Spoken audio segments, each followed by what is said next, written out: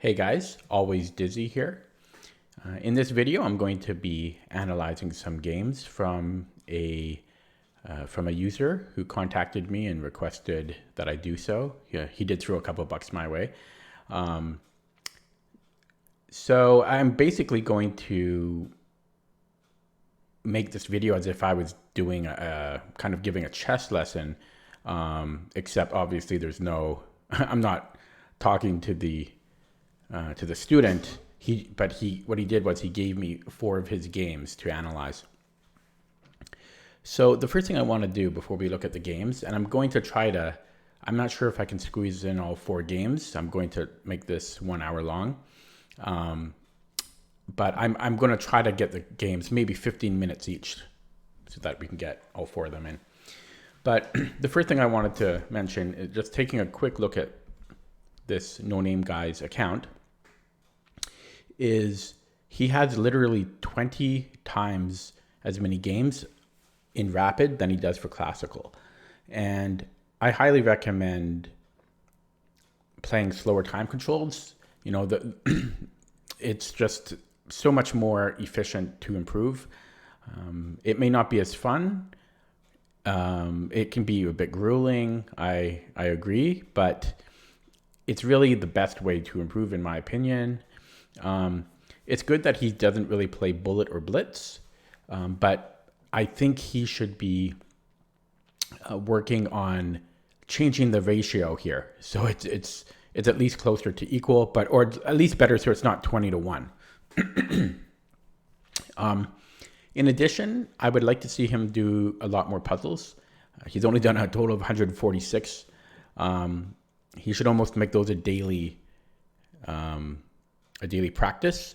Maybe, it doesn't have to be every day, but at least every week he should be doing like maybe 50 puzzles a week, at least. That will really help him in his road to general improvement. So that would be the first thing. And the Rapid he's playing, it's not like 10+5, it's 10-0, which is really a bit quick. Rapid is actually my favorite time control, but it's not as effective as playing Classical. As I just said, 10-0 is really quite fast, and you're only able to spend like maybe 10-15 seconds per move the whole game, and with that amount of time you're really not thinking much. It's super surface level thinking. So that's the first thing I would recommend. But let's take a look at the games, and I will say that I haven't looked at them yet.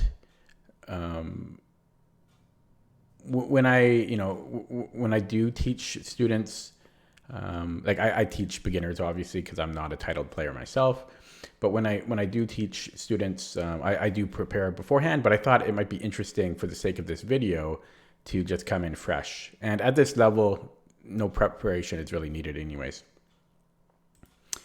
But yeah, let's take a look at this first game, and maybe I'll full screen it like this. So first time looking at this, and yeah, our hero here is black. E3, interesting choice. Okay, and I'm not sure if I mentioned it, but this is on Lichess Rapid. White here is rated 1000 and black is 1100.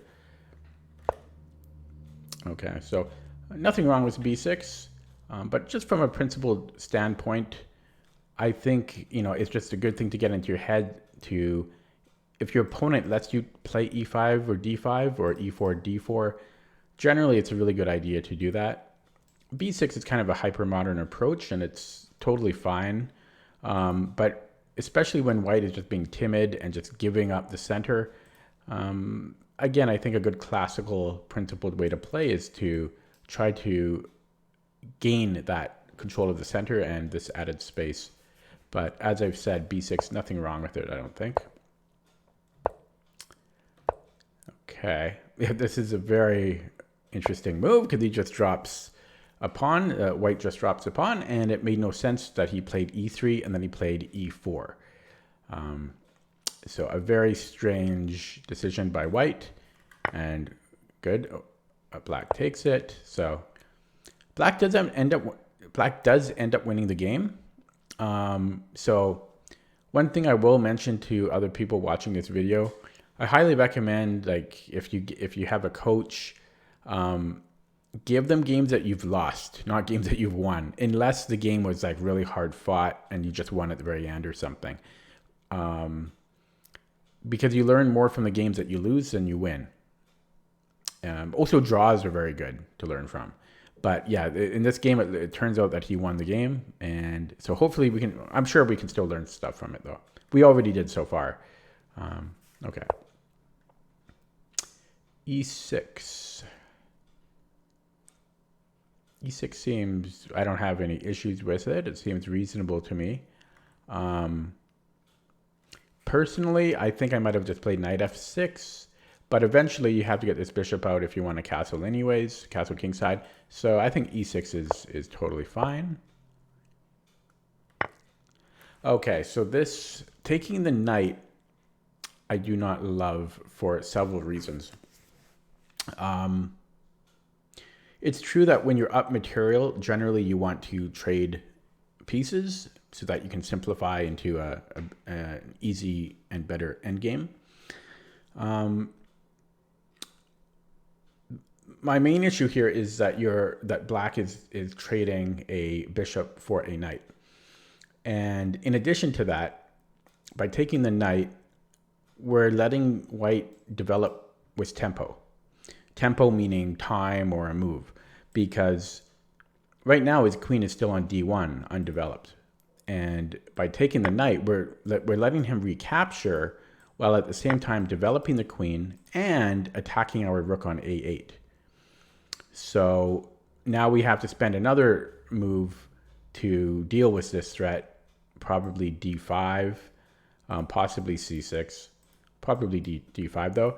And now it's white's turn again, and white has kind of gained the initiative.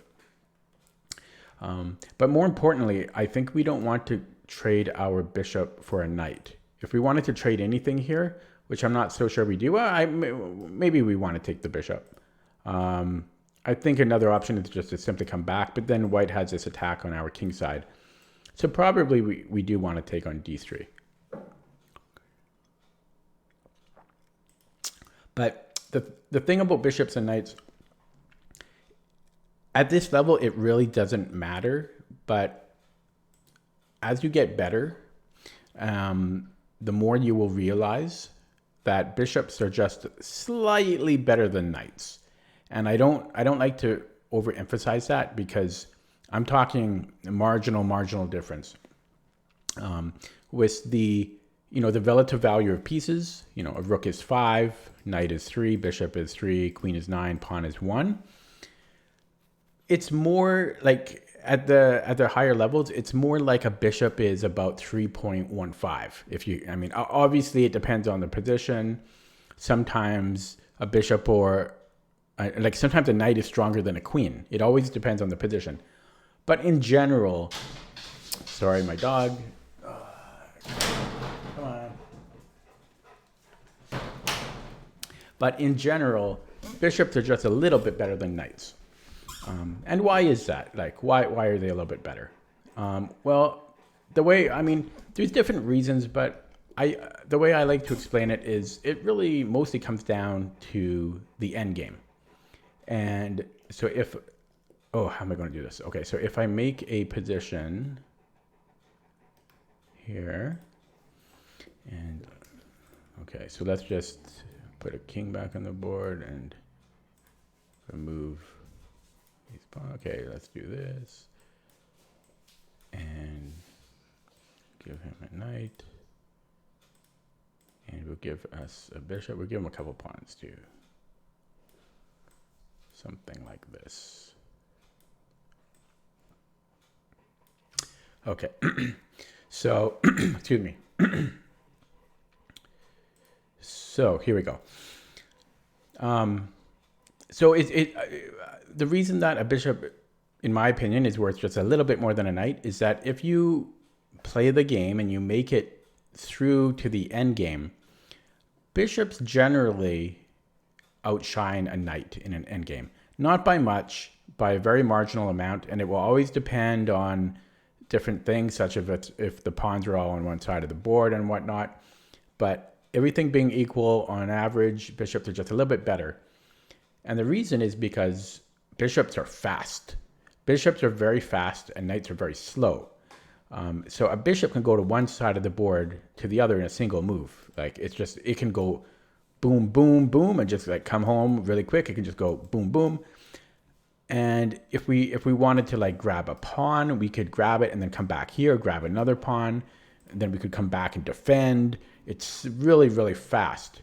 Knights are the opposite. Knights are very slow. Like if a knight wants to go to this, like if the knight wants to come in here and defend something, and then it has to come back and go to the other side of the board. It's super, super slow. It takes a million moves. Now the knight makes up for some of that slowness in the fact that it can cover both color complexes. So it can literally go to every single square on the board, whereas a bishop can only go to half. And also knights can jump over pieces, right? But overall, the speed is a small, tiny benefit over the knight. So getting back to the game, and I don't want to overemphasize that again. I don't want people to think that bishops are a million times better than knights. I'm saying everything else being equal, it's usually better to have the bishop over the knight. And again, I said maybe think about it as about like 3.15 instead of 3. I think Bobby Fischer said it was around 3.25. So yeah, so that's the reason I don't really like to take the knight. And again, because I don't want the queen to come out. And if you look at the clock here, how long did our opponent, or did our student here, nonameguy99, how long did it take him to make this move? 2 seconds. So he sees he can trade, he just automatically trades. Use that time to think, right?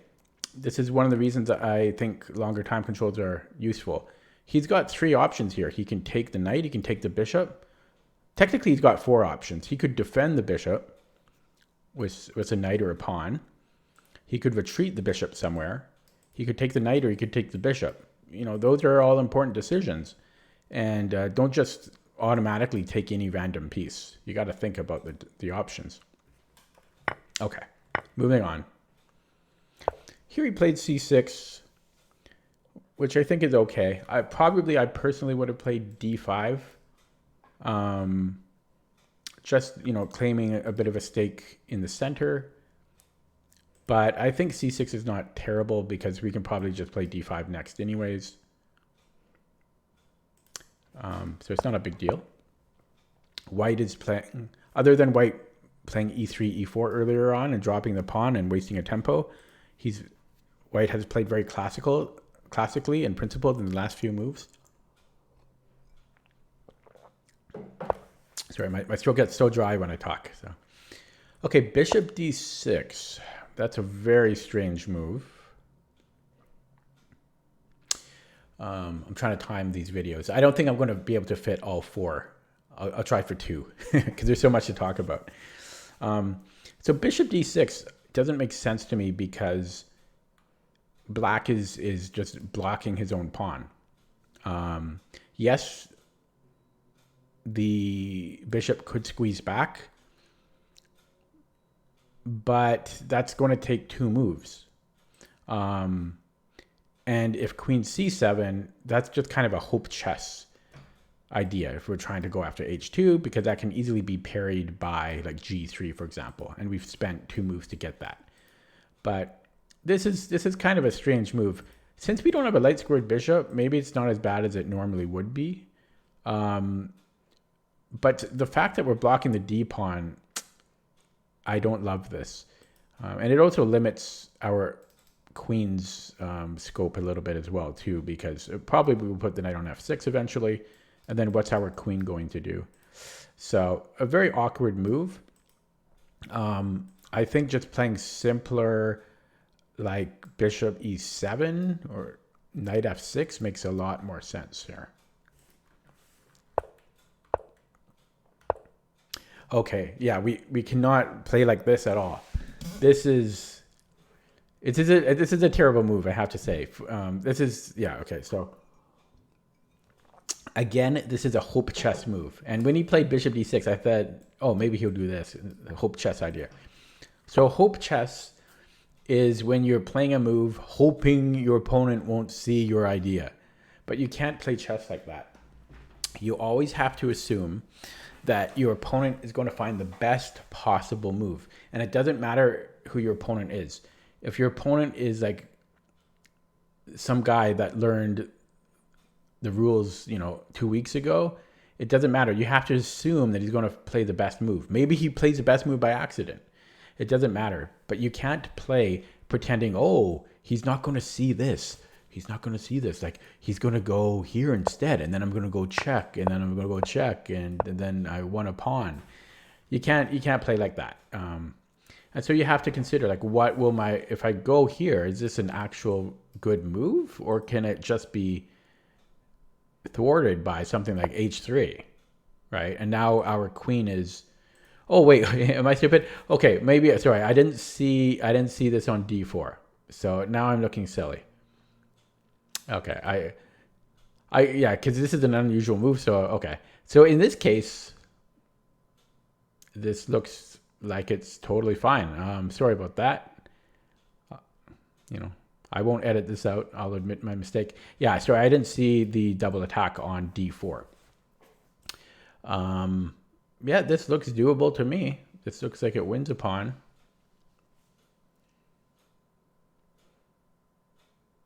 So I take back everything I said. I didn't see that this was hanging. Okay, moving on. g3, and we grab the pawn. And then bishop e3, and then that was game over. So it's kind of a weird, white drops 2 pawns. But it's weird that he included this game for me to analyze. But as a recap on this one, again, nothing wrong with the way he played this, but I kind of encourage lower rated players to really control the center with pawns if possible, because hypermodern openings are a bit more complicated and slightly advanced. And so I think it's better to play a bit more classically. But objectively, totally nothing wrong with what black did here. It was white's e3, e4, which was very strange. I didn't like taking the knight. That was one of the main things that we learned from this game. Because bishops are, marginally better than knights. Of course, it depends on the position, once again. But here, I would rather just trade bishops and take the knight. The other thing was c6 was okay. d5 might have been a little bit better. But really, the bishop d6, I was not a big fan of. And I could actually see the computer not minding this move here. But if it does not mind it, it's more for advanced reasons. At this level of 1100 Lichess Rapid, this is not a good move because it hampers the development of black. And this was fine. I didn't see that d4 was hanging, and the rest of the game was fine. Okay, let's move on to the next game that I'm looking at for the first time. So this time he lost. That's good. It's good that because we can learn more from this. Okay, so he loves these fianchetto openings. And it's interesting that he does it on like the queen side. Okay, so he's playing against a London.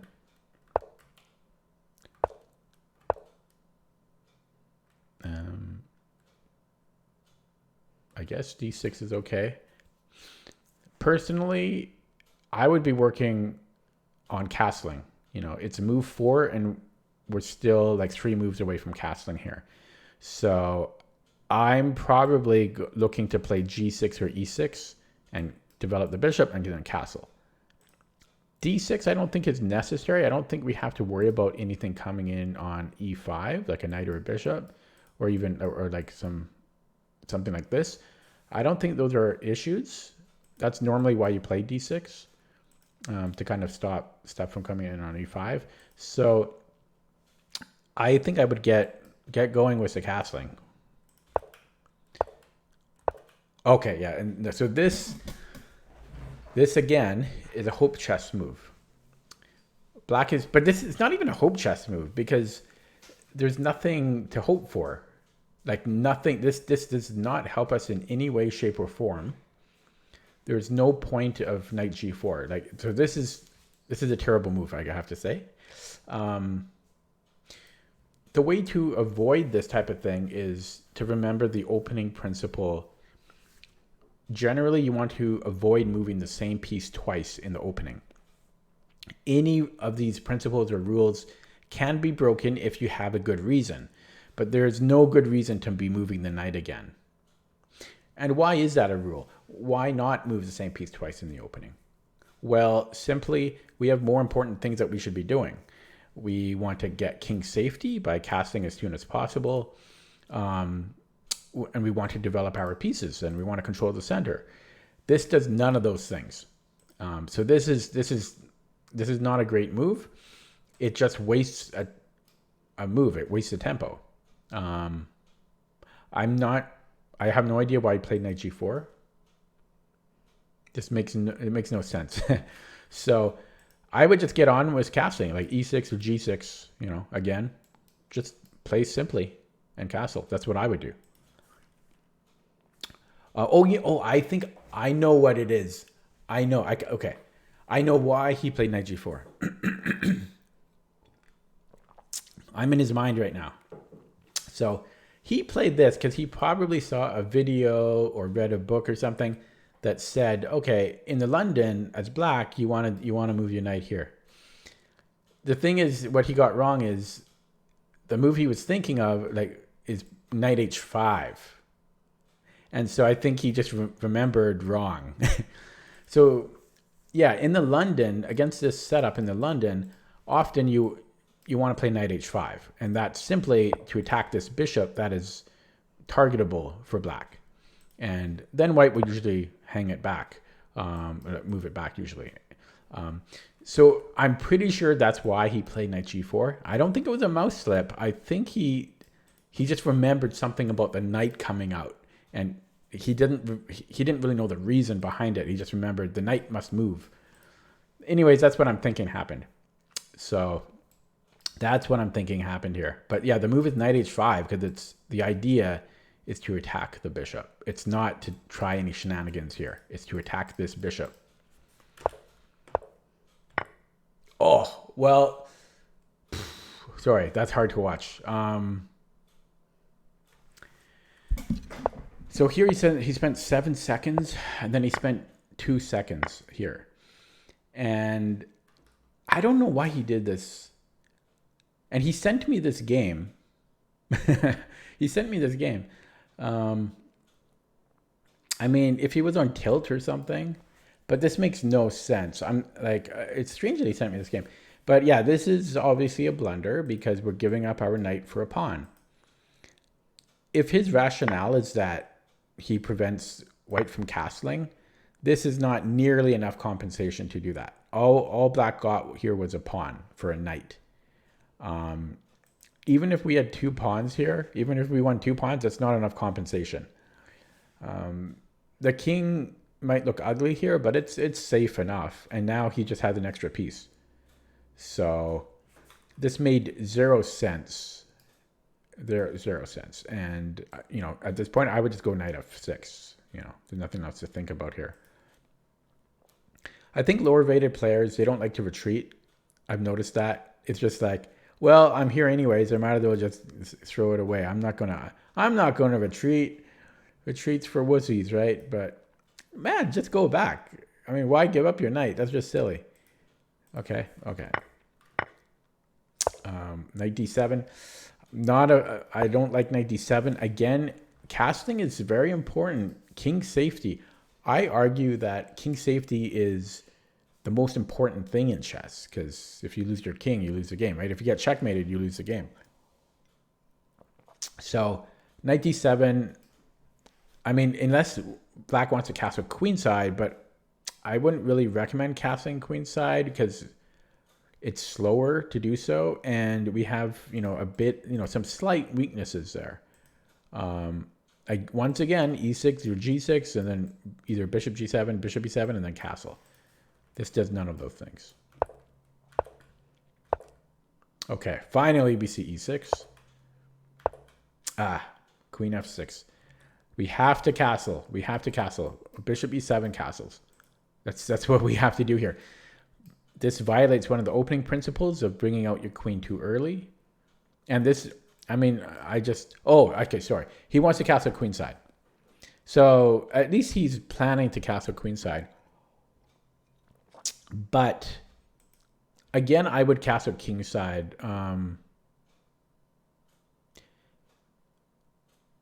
One of the reasons I would castle queenside, apart from the slight weakness, is where is White's king? White's king is on the king side. So if we castle queenside, White has full reign to just bring his pawns down and have his pawn storm and attack us, because his king isn't anywhere here, so he can just throw all of these pieces at us with no apprehension of king vulnerability. Since his king is on this zone, if we castle king side, he could technically attack us, but not with as much firepower, because then he's exposing his own king. So a little bit of a strange decision to castle queenside. I would castle, and that also makes sense why he played knight d7. So he really wants to castle queenside, but it's just too slow.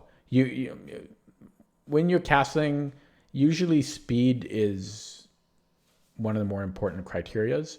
So just castle kingside here. Yeah. Okay, yeah, that's what he does. Oh yeah, so yeah. To boot, we lose the exchange here. And the queen. Whoops, I didn't even see that. Well, the queen's just gone now. That's funny. So bishop g5 just loses the queen entirely. And why did that happen? Because we brought the queen out too early. And that's what happens. The queen can get trapped, especially when you haven't developed your pieces. So that's why these principles are important. You don't bring out your queen too early. It can get targeted. That's why we should have worked on development. So this one, a lot of mistakes in this game, but that's good because then we learn from it. So a quick recap again.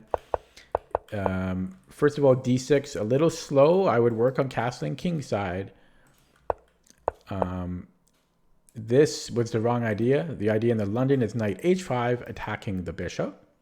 And we would be happy to make that trade. Why? Because bishops are slightly better than knights.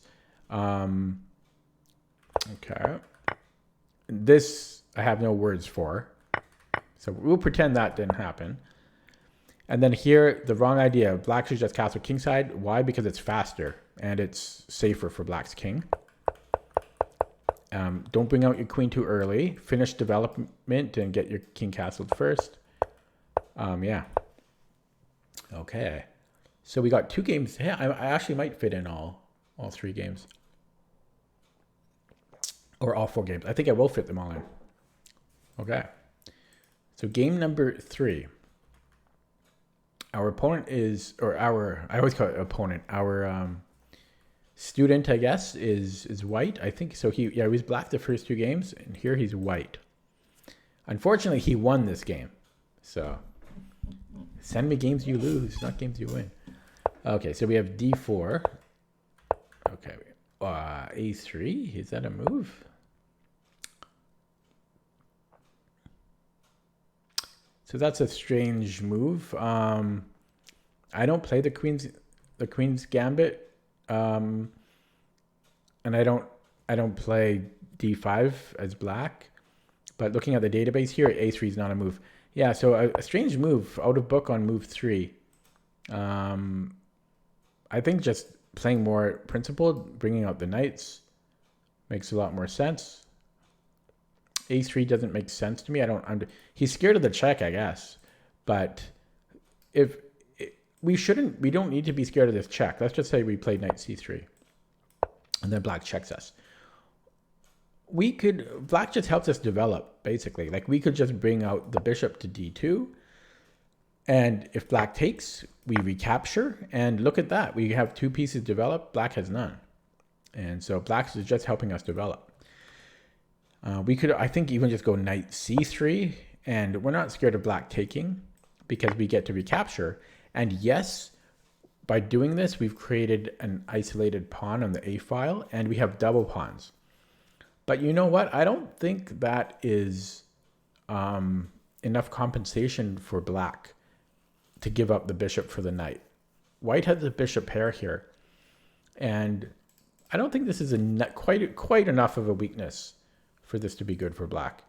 And yes, he can take here, but I think white will just have a very strong center after e4. And if black tries to hang on to it, white will probably just have too much development. Maybe even a4 could be played next. But long story short, don't be scared of moves like this that you can easily handle. A3 is a prophylactic move, and it's too slow. White needs to work on developing instead of just, super defensive moves in the opening. Okay. Knight c3, not bad. Not bad. I think it's fine.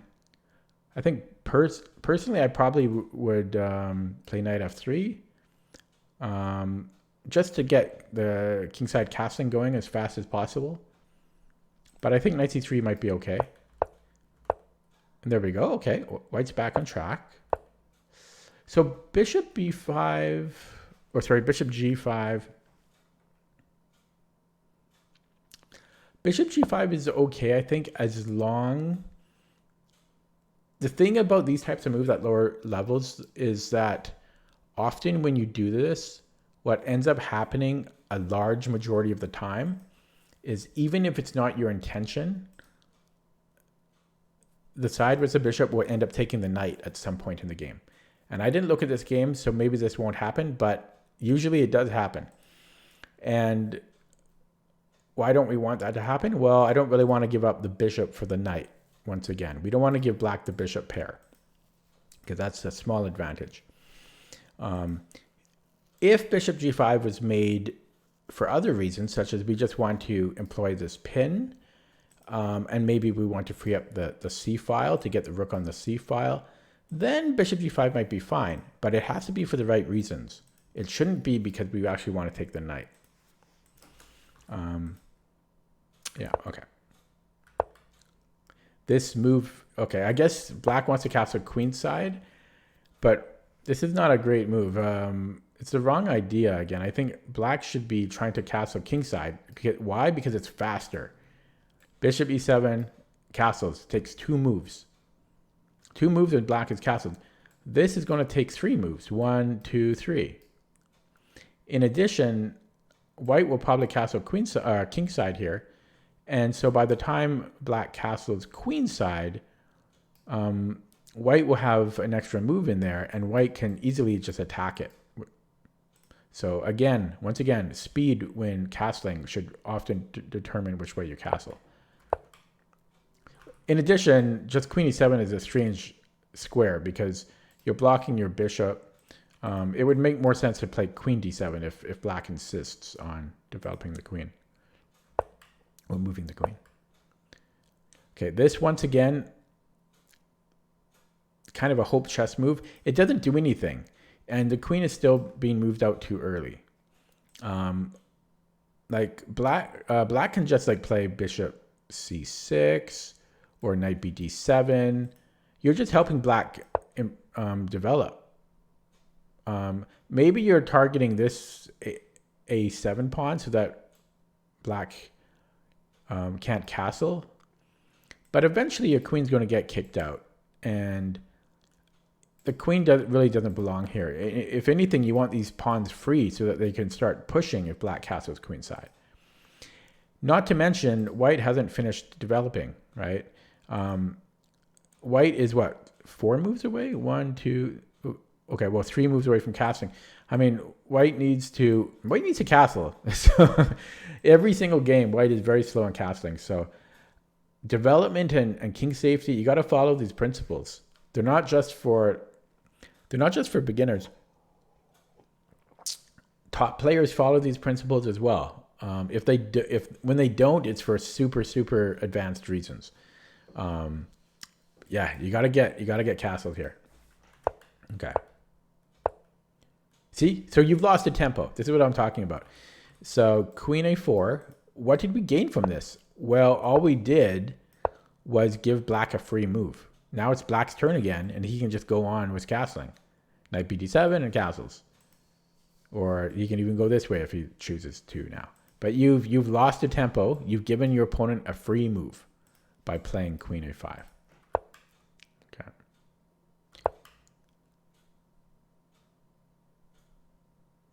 Knight E5 looks good because Black can't take, otherwise he'll lose this knight from the pin. And now you're attacking this bishop. And if Black just retreats, well, you have a nice forwards knight. Knight E5 looks very good. So I'll give praise on that where praise is due. And Black fell for it. Now Black's going to lose a piece, which he does. Yeah, okay, this is fine. Okay, White's doing well now. Playing some solid moves. Oh, as soon as I say that though. So knight and A4. What does this accomplish? Right? Nothing. Our knight cannot go anywhere now. The only square it can go after A4 is to go back to C3. Like, I don't know why we put the knight on A4. So you gotta think. How long did he think on this move? 5 seconds. Come on. I mean, yeah, you're not so good that, I mean, you're rated, 1,000, 1,100. Chess is a lot harder than just spending like 3 seconds on a move. Chess is hard, man. You got to think. You got to think long and hard. Like, you can't just go, okay, this looks good. So you have to really think objectively and strategically. What's the good plan here? What's a good idea? In this position, still, king safety. How come our king, it's move 12. We haven't done anything to castle. We haven't done anything. I want to see that king castled. This bishop has not developed. This rook has not developed. These three things should take priority. Knight E4, again, does none of these things. Plus, it's just not a good square for the knight. It's probably one of the worst squares on the board for the knight. So, okay. Hopefully I'm not coming across as arrogant or anything, but I'm just trying to get my point across. Okay, Knight E4. Takes. And now we lose to a fork. Oh, no. Oh, I guess, no. Sorry, we're hitting the bishop. So that's okay. This is what happens. How does White win? I'm guessing he puts a rook here and then checkmate. I don't know. Let's see. Nope, he goes for that. He goes for this first. Yeah. So I think. Well, I guess we can't go here first because Black can trade. Oh, you know what? What about E3? And then this is mate in 2. Once we play it, and he can't escape. Is this a forced mate? Let me calculate. Or a forced win at least, assuming he doesn't drop give up his queen. So like if he brings this, I think this is a forced win, just E3. I don't see what Black can do to stop it.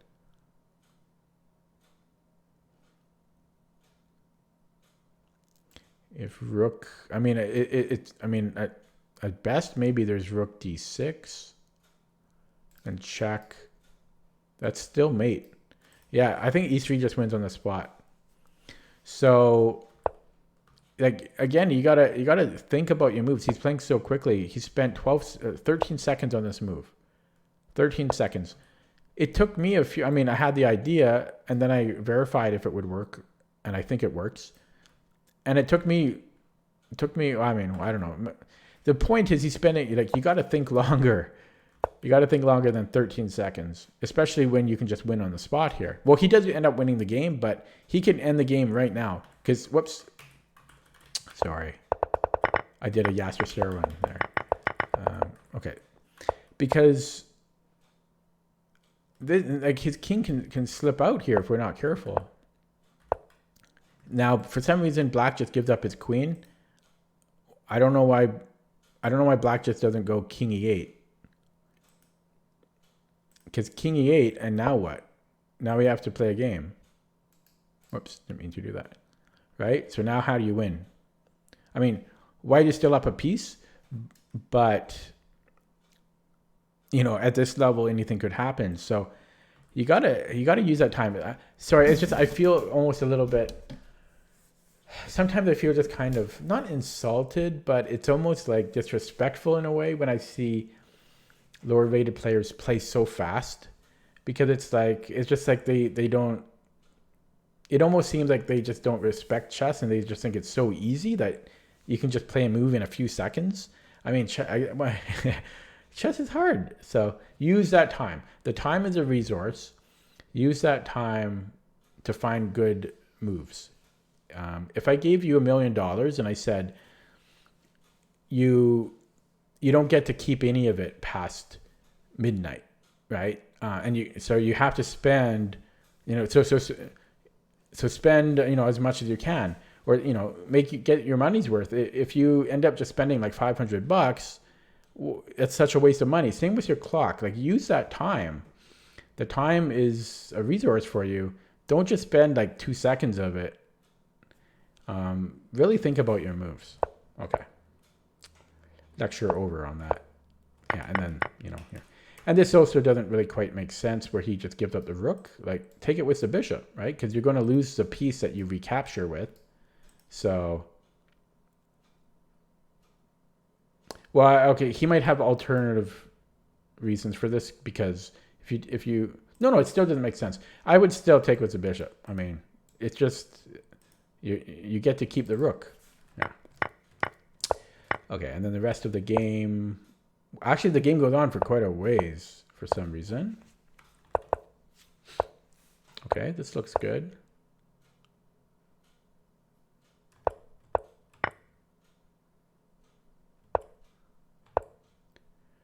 So he castles on move 26, by the way. Move 26.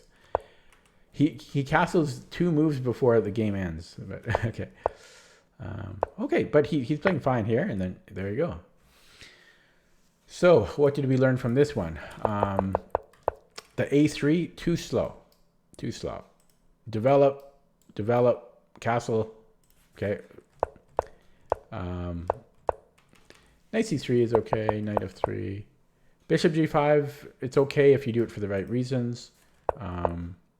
Queen A4 was no good, because it's just bringing out the queen too early. We're not developing our minor pieces. We're not castling.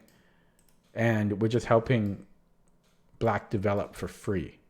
So gotta watch out for those moves. And this was a good move. 95 was good. And that's how we won a piece.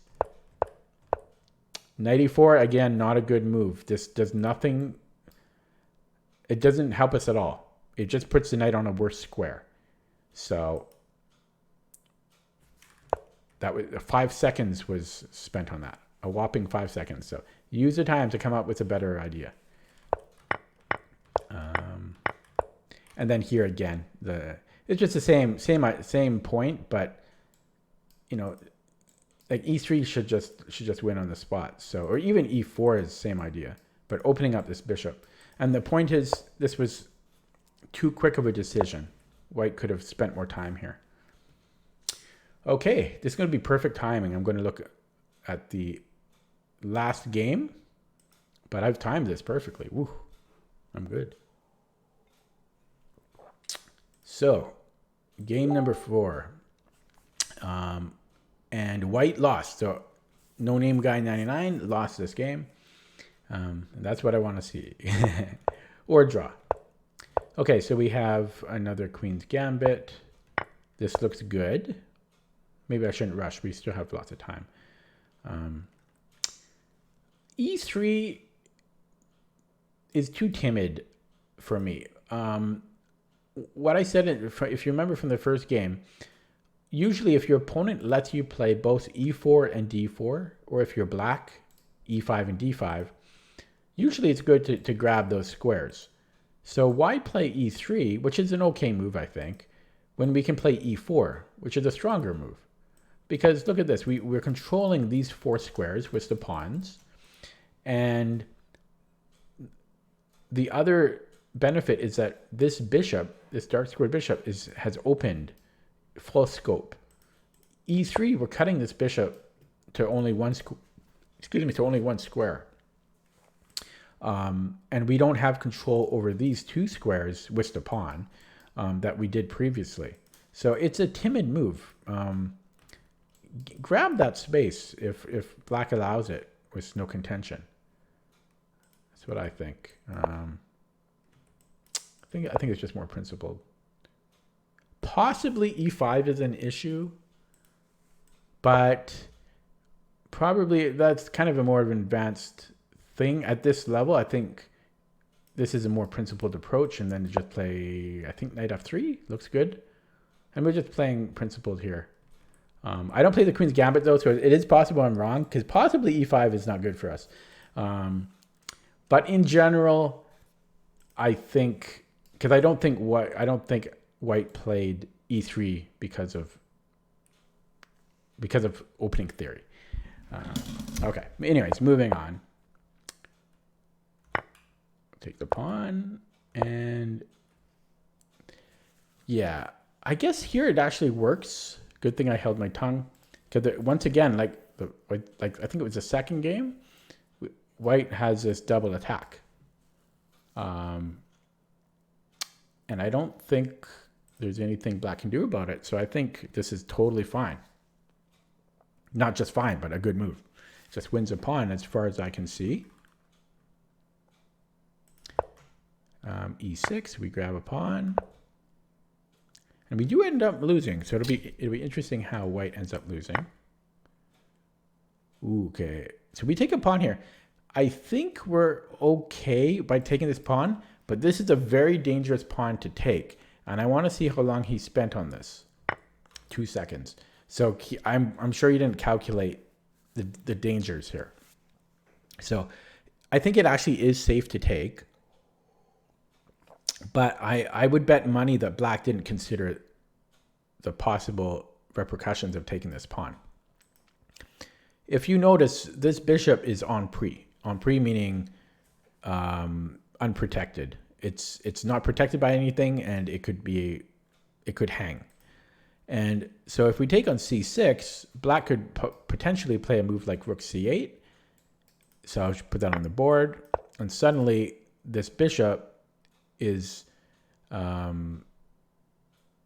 skewered here, or the queen is skewered to the bishop. Now the reason it's okay is because we can just move the queen on to b5 or a4 and still protect the bishop. But my point stands is that I'm sure White didn't consider this when he grabbed the pawn. So you have to be careful, especially when you're bringing a piece way out into enemy territory. It can often get trapped or it can often get trapped or targeted. So you have to be extra vigilant and careful when taking like a pawn here. So it's been 2 seconds to think. Like even I would spend more than 2 seconds here, because I have to make sure that we can escape properly and keep that pawn. And we're not going to get like forked. I mean, even this fork, I mean, if we went to here, like this fork could be a problem. Like this, I mean, oh, sorry, we're pinned. My bad. Yeah, but yeah, you just have to be careful when I love being greedy, and if being greedy is good if you can get away with it, but you just make sure that you can get away with it. Here we can, but you just got to be careful. Okay, so he grabs it. I do not like d5. I don't think. D5. It actually might not be terrible, but there's a few concerns I have. Again, there's rook c8 I'm concerned about. And in this case, we can't actually play queen a4, I don't think, because rook takes c4, because the bishop now interferes with the defense. So if d5, well, d5 was played. So if rook c8, I think White can only play queen b5. And then black might have rook c5. And then I guess white has queen a5. But it's getting murky now. But now the queen isn't defending this pawn anymore. So now, at that point, I think black could then take the pawn. Potentially. I'm not sure. Yeah, I think he could because this knight is pinned here by this. So it's a bit tactical there. I don't expect a 1000 to calculate all that. But the point is, this is probably, I mean, that's an ambitious move. And I wouldn't even consider this move until I mean, the recurring theme here, white has not castled. And white hasn't finished development. So this is where the greed needs to stop, because white has already grabbed 2 pawns for free. So white needs to get his king to safety and finish development. White's already up material. So now, yeah, it's not, don't be greedier anymore. So now you have to start considering moves like knight f3 and castling, or bishop d2. You don't want to open up the position when you haven't finished development and your king isn't safe. That's the last thing you want to do. The absolute last thing you want to do. Yeah. Okay. Black takes, and this is kind of funny. This is what I said earlier. Usually if black, or not, if any color, if a side brings out the bishop attacking this knight, I think I showed this in, was it the previous game? Yeah, when I was talking about this, I said most of the time what ends up happening, even if it's not the original intention, is that the side with the bishop will end up taking the knight. And that's what happened here, right? So, and this, so now black gave up his bishop pair, which I don't think is a good decision. Okay. Yeah, and look at this, we lose. Oh, he didn't see it, but, oh, sorry, he's pinned. I keep forgetting that pin. I keep forgetting about that pin, because this is kind of an unusual diagonal. Zipper, no. Sorry, my dog. No. Hey. No. What was I thinking? Okay, so he castles, brings the bishop back. Unfortunately, I think that just hangs the c3 pawn. But I do like that he decided to bring the bishop back. Maybe he sensed the danger of knight b6. Yeah, as I say, it does hang c3, so we might need to defend c3 first. Maybe bishop d2. Although that allows knight e4. I mean,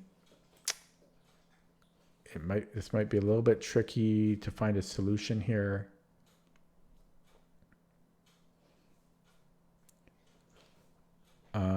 This might be a little bit tricky to find a solution here. We might have to give up a pawn. Maybe that is why he brought the bishop back. I don't want to spend too long thinking of a good solution. I'm probably missing something. But it might be hard to defend against both knight b6 and then also defend c3. No. Sorry, my dog is being naughty. Okay, anyways, bishop e2. What I give praise here is that he retreats, and he didn't want to retreat in those other games. So it's harder for a weaker player, for a lower rated player, to retreat, and I like that he's not scared to retreat here. This is a pawn. Okay, a bit too much retreating at this point. I guess he's scared of knight c3, but maybe we can play c4. Well, I guess it's c4 and then knight c3. Then we can bring the queen back. It's not a lovely position for white. Regardless, this whole thing is full of holes. But this doesn't help our case at all, because he can just take and then attack us.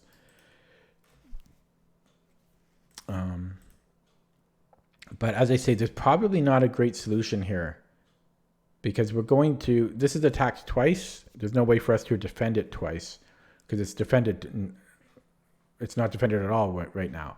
So we're going to lose at least a pawn. And if we try to interfere, then knight b6 happens and we're going to lose a piece. So I think we're going to have to just write off this pawn. Okay.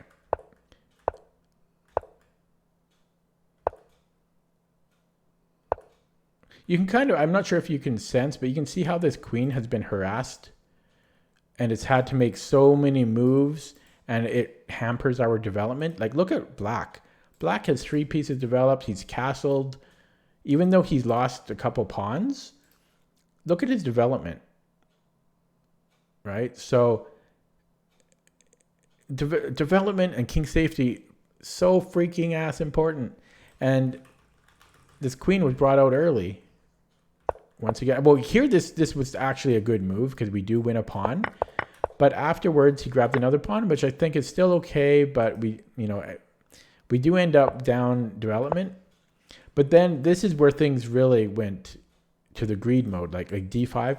We're up 2 pawns. This is when, like, once again, development should have just been paramount and priority number 1, or instead of just because Black's development is just getting out of hand here, and we're not castling. And then you can see what happened since we played e5 and we didn't try to castle or develop pieces. This is when things started to go bad for us. Okay. F3. Never play F3. I don't really have time to normally with students, I give a whole speech on why like F3 is usually not a good move. Unfortunately, I don't have time to go over that now. So I won't.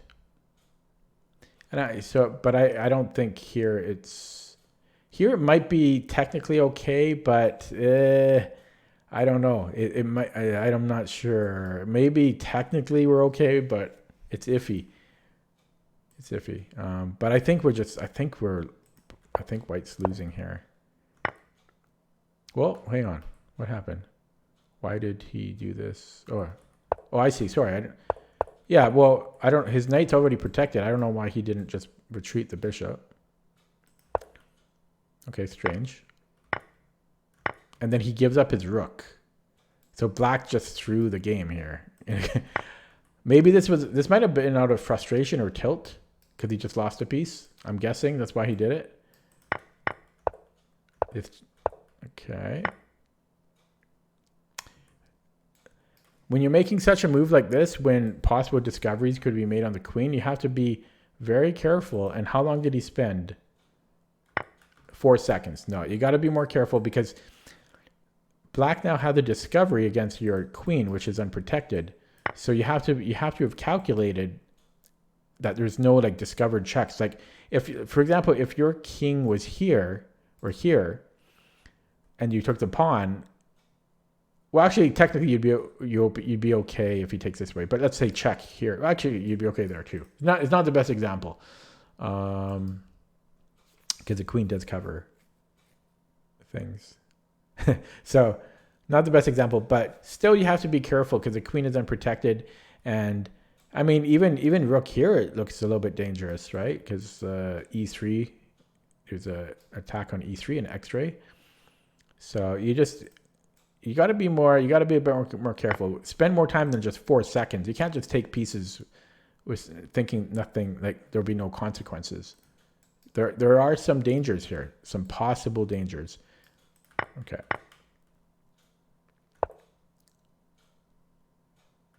This is a good move. Generally, you don't want to put knights on the rim, but here it's good. You do get the knight developed. Otherwise, you're not going to develop this way. So you get the knight out. Eventually, it'll come to G5 or F4. And more importantly, you connect your rooks and you get your other rook developed too. So I like knight h3 a lot. E4, unnecessary. I think you should get this rook out and developed. Bring all your pieces to the party. I could take this rook off the board right now and you wouldn't even notice the difference. So get that rook active. get that into the game, and suddenly your position looks 100 times stronger. Oh, wait. Oh my God. And then, okay, yeah. Okay, and then we just lose here. But even in this position, though, yeah, I guess. Okay, oh yeah. Well, here we lose the rook if he moves the king. Okay, so he blocked with the bishop, which is good. Oh, I didn't see this. Neither did he. Yeah, so we had to. So he blundered the queen here. He spent 2 seconds. Come on, man. What do you expect? You're playing it. So he's playing it like a bullet game. Like he often spends 2 to 3 seconds per move. You have to, I mean, because you just lose a queen here. Why did you lose a queen? It's not because you can't comprehend that you can't take the queen. It's because you just didn't give yourself the time to even calculate. You just instantly move the king. I'm in check. I must move. So use that time. Spend more than 2 seconds. Probably 1.5 of those seconds was the time physically moving the mouse, moving the king. So he didn't even think. It was like he spent maybe half a second. Check, must move, boom. So that's a recurring thing. Anyways, I've hit my 1 hour mark. I've covered a lot of things in this video. Hopefully, nonameguy99 learned a thing or two, as well as any lower rated players watching this video. Thanks for watching. If somebody else wants to throw a couple bucks my way, I'd be happy to analyze your games as well for you. Okay. And again, if you're new to my channel and you haven't subscribed, I could use every subscriber I could get. So that could be a way that you could support my channel as well. Thank you.